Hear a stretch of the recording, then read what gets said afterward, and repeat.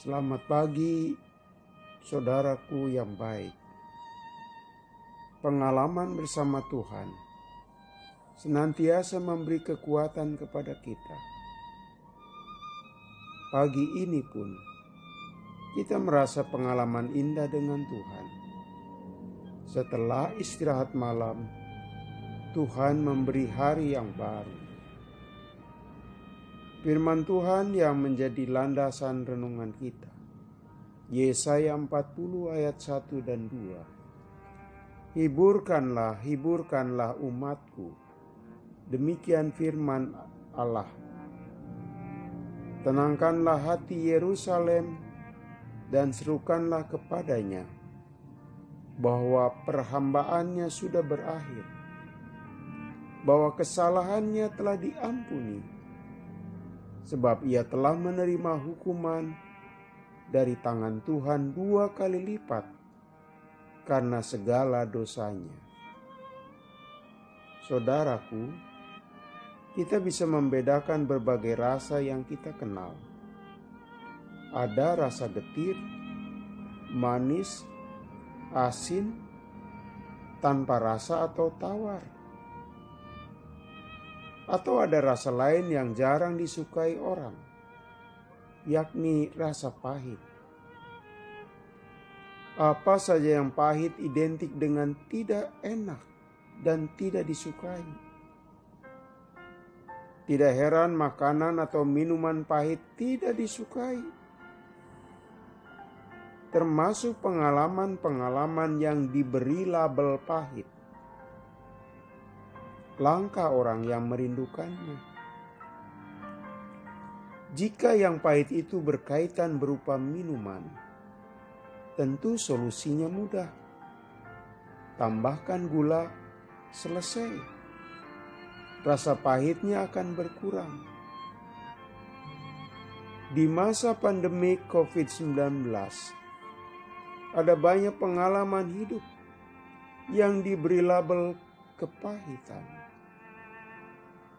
Orang yang kena pemutusan hubungan kerja, keluarga yang kehilangan sosok yang dicintai, direnggut virus itu, orang yang usahanya bangkrut, dan masih banyak contoh lain. Semua itu digolongkan sebagai pengalaman pahit. Saudaraku, Israel mengalami apa arti sesungguhnya realita kepahitan. Ketika mereka dalam status orang buangan di negeri Babel. Hidup mereka bukan di tanah air sendiri. Secara ekonomi tidak sejahtera. Kebebasan merupakan hal mewah.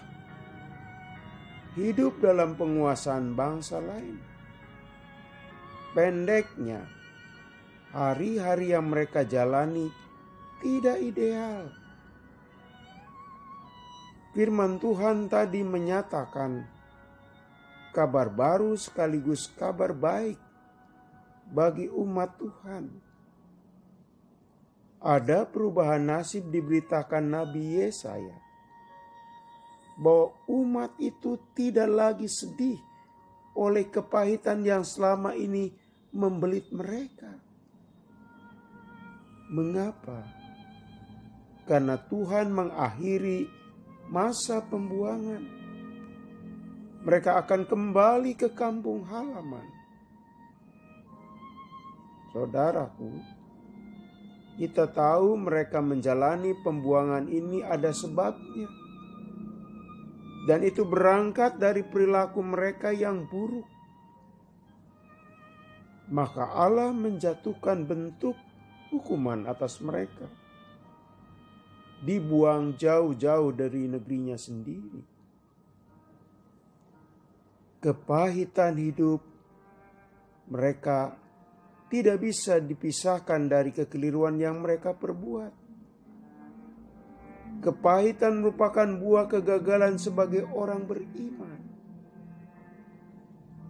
Allah menyatakan melalui Nabi Yesaya, sanksi telah dicabut. pengampunan sudah diberlakukan. Dengan demikian, kepahitan akan berakhir. Oleh sebab itu, hati umat Allah hendaknya terhibur. Hiburkanlah umatku. Sekaligus jiwa mereka tenang. Saudaraku, setiap orang secara pribadi maupun secara kolektif pasti pernah mengalami kepahitan disebabkan kegagalan dalam hidupnya. Siapa yang tidak tahu sosok Mickey Mouse dan Minnie Mouse, dua sosok animasi yang tetap digemari hingga kini? Ternyata penciptanya Walt Disney pernah dipecat dengan alasan kurang kreatif. Sebelum berhasil mendirikan Disney World, 303 kali Walt Disney mengalami penolakan. Pengalaman pahit, bahkan sangat pahit. Ternyata Walt Disney selain memetik arti manisnya kesuksesan dana dan nama, ia menyimpan pula pengalaman dan realita kepahitan yang perlu diapresiasi. Kepahitan itu tidak membuatnya terpuruk selamanya. Kepahitan itu tidak menghalanginya untuk kemudian mampu berbuat karya lainnya. Saudaraku, jika pengalaman pahit diumpamakan badai, suatu saat badai kelak akan berlalu. Masalah akan berakhir dan kepahitan akan berujung. Tidak ada badai yang tidak berhenti. Demikian juga badai kehidupan. Apalagi kita melangkah bersama Tuhan. Kelak saatnya tiba, kita terhibur, kita bersuka cita. Oleh sebab masalah berlalu, maka kehidupan yang baru yang lebih baik akan dihadirkan Tuhan. Karena itu, kepahitan jangan buru-buru dinilai akhir kehidupan seseorang. Bukan ujung, masih berlanjut dan bukan mustahil. Kita ditunggu realitas yang indah yang disiapkan Tuhan. Mari kita berdoa. Tuhan, kami yakin berjalan bersamamu kelak, wabah pandemik ini akan berlalu. Kesulitan suatu saat akan berhenti dan pengalaman indah menanti kami. Dalam nama Yesus kami berdoa. Amin. Selamat pagi saudaraku. Selamat memasuki hari yang baru. Masih bersama Pendeta Supriyatno. Tuhan memberkati.